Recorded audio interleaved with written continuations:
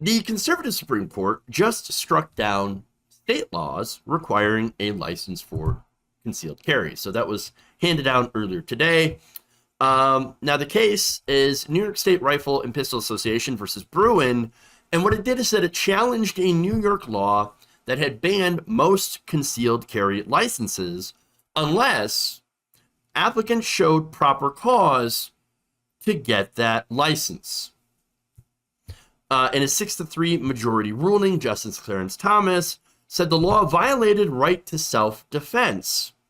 So now, the now invalidated New York law required applicants for a concealed carry permit to demonstrate that they had proper cause and possessed a good moral character before gaining the approval to have a concealed carry permit.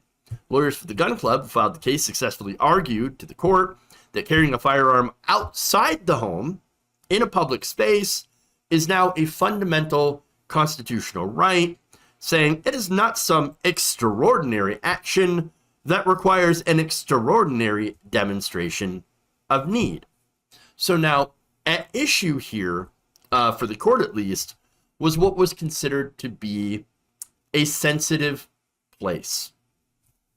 So now, what is a sensitive place when it comes to concealed carry laws, right? That would be places like a school or a hospital or, I don't know, perhaps a government court building or, an NRA convention. So now look, you're not allowed to carry weapons in those areas. In fact, Thomas said that while governments can restrict guns to those in those sensitive areas, but then he argued that a sensitive place is not a public space filled with people. Just not sensitive. Not sensitive enough. In fact, no, in those public spaces, everyone should be having guns. So many guns. Guns for everyone. So, yeah. Anywhere that, and I find this really interesting, anywhere where elites tend to gather, tend to be protected, are places where you cannot bring guns. But when it comes to everyone else, it's okay corral. It's, hey, everybody's got their guns, so you better not, piss anybody off. You better not bump into somebody wrong, or else there's going to be violence. So, yeah, can't bring the gun to the courtroom, but you can bring your gun to the grocery store. And not just you, but everybody. You get a gun, you get a gun, you get a gun, you all get guns. Everybody gets a gun at all times. Gee, I wonder how that's going to go well. I wonder how that's going to go. Is it going to go real well? Probably not. Probably not. Now, look, the result here, and this is the bigger implication of this decision, is that you have state gun laws, like the ones in New York, that are now being struck down, that are now invalid. So now states can no longer make their own gun laws that restrict concealed carry. And so now what you're going to see is a flood of other cases in the states to challenge those laws. And look, the other states have laws like this. California, Hawaii, Maryland, Massachusetts. Blue states, really. Interesting. So, look, those laws likely gone. Also, any states that might have state assault weapon bans, age restrictions, laws blocking people at risk to themselves or others from keeping firearms. This is according to Bloomberg Law's Lydia Wheeler. Other laws that might be on the chopping block as a result of this. And so here we have the Supreme Court basically loosening gun laws. Even more so. It's been about 12 years since the last gun ruling. So here we go. It's funny, though. States' rights, right? States' rights. But not when it comes to gun control. But when it comes to abortion, then, well, that of course it should be up to the states. But when it comes to actually, saving lives for people who have already been born, no, we don't really care at all. Isn't that fascinating how that works out? Now, the Constitution, some people will point out, well, it doesn't spell out abortion as an explicit right. There's no, amendment that says plainly, you will have the right to get an abortion. Not like spelled out explicitly like the Second Amendment does, right? Counterpoint.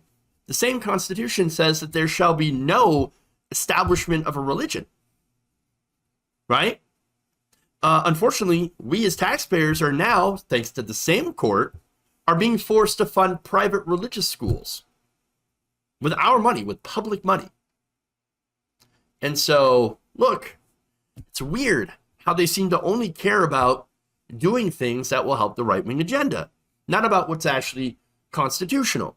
Look, I may dislike some decisions made by Supreme Courts, but if it does not pass constitutional muster, it doesn't pass constitutional muster. But in this case, it just seems like they don't even care about what's actually in the Constitution. Or they're set to interpreting it in only a way that forwards their agenda. Look, I think there should be limits. I think there is already limits to the Second Amendment. I don't think you should be able to deploy landmines around your house or mount a machine gun to your car just because, you might have to go and travel through a bad neighborhood to and from work. Those are limits that already exist. What is the Supreme Court going to do? They're going to say, you know what? Turns out any weapon is fair game. You can go out and get a flamethrower if you want. Or, you can go out and fashion yourself a nuclear device. Doesn't matter anymore.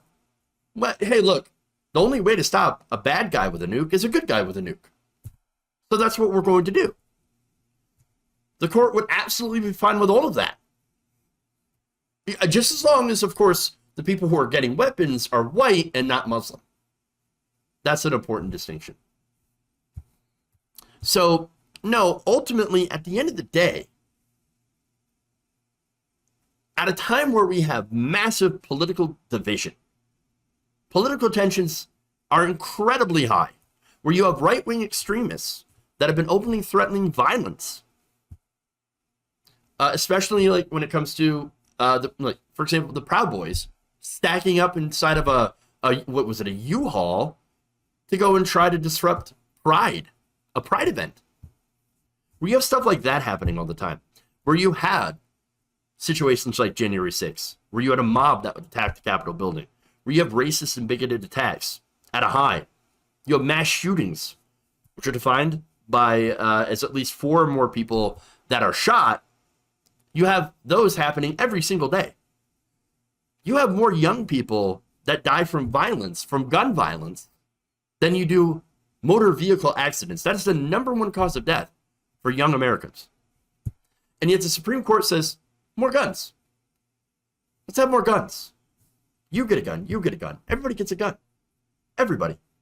I can't think of a situation that would be worse. And if you think gun violence and gun crime was already bad in this country, just wait. Things are going to get a lot worse.